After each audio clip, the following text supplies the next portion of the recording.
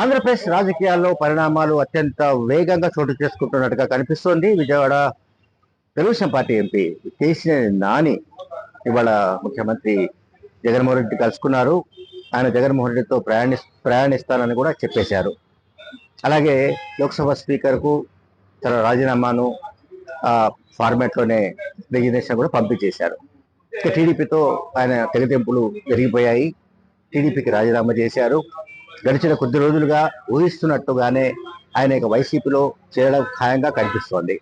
అయితే ఈ సందర్భంగా కేసీఆర్ నాని చేసిన కొన్ని విమర్శలనండి, కొన్ని ఆరోపణలనండి చాలా తీవ్రమైనగా కనిపిస్తున్నాయి. ఇందులో ప్రధానంగా కొన్ని ఆరోపణలు ఏంటంటే, చంద్రబాబు నాయుడు పచ్చి మోసగాడు, ఎవరినైనా కూడా మోసగించడానికి సిద్ధంగా ఉంటాడు.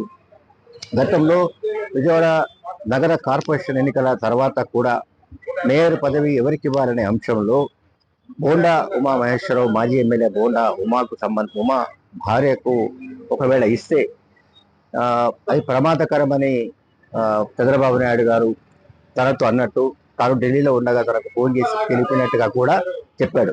అంటే ఇక్కడ ఏమంతా చేసుకోవాలంటే, బహుశా కాపులకు విరోధిగా చంద్రబాబు నాయుడు చూపెట్టడానికి కేసీఆర్ నాని ప్రయత్నించినట్టుగా కనిపిస్తుంది. ఇక నెక్స్ట్ పాయింట్ వచ్చేవరకు ఏంటంటే, ఎన్నికల సందర్భంలో కానీ రాజకీయాల్లో కానీ చంద్రబాబు నాయుడు ఎప్పుడైనా ఎక్కడైనా ఆస్తులు అమ్ముకున్నాడా అని కూడా కేసీఆర్ నాని ప్రశ్నించాడు.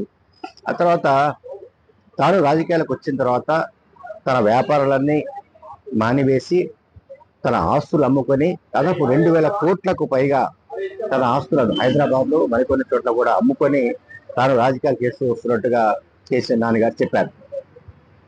సో ఇక కేసీఆర్ నాని వైసీపీ తరఫున విజయవాడ నుంచి పార్లమెంట్ అభ్యర్థిగా పోటీ చేయడానికి దాదాపు రంగం ఖరారైనట్టుగానే కనిపిస్తుంది.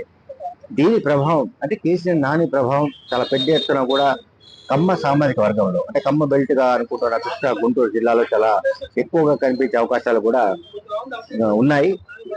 సో కేసీఆర్ నాని సంబంధించిన ఎపిసోడ్ దాన్ని ఎట్లా పొలిటికల్ గా దాన్ని ఏ రకంగా అడ్వాంటేజ్ తీసుకోవాలి అనే విషయంలో కూడా వైసీపీ ఇప్పటికే కసరత్తు చేస్తున్నట్టుగా కనిపిస్తుంది. ఎందుకంటే కమ్మ సామాజిక వర్గం ఏదైతే అంటే ఆ ప్రాంతంలో చాలా బలంగా ఉంటుంది, తమకు అండదండలుగా ఉంటుందని టీడీపీ భావిస్తోందో, ఆ బెల్ట్ లో ఆ కమ్మ సామాజిక వర్గాన్ని దెబ్బతీయడానికి చాలా గట్టిగా ప్రయత్నించడానికి వైసీపీకి, ముఖ్యమంత్రి జగన్మోహన్ రెడ్డికి కేసీఆర్ నాని రూపంలో ఒక గొప్ప వజ్రాయుధం దొరికినట్టుగా కనిపిస్తోంది.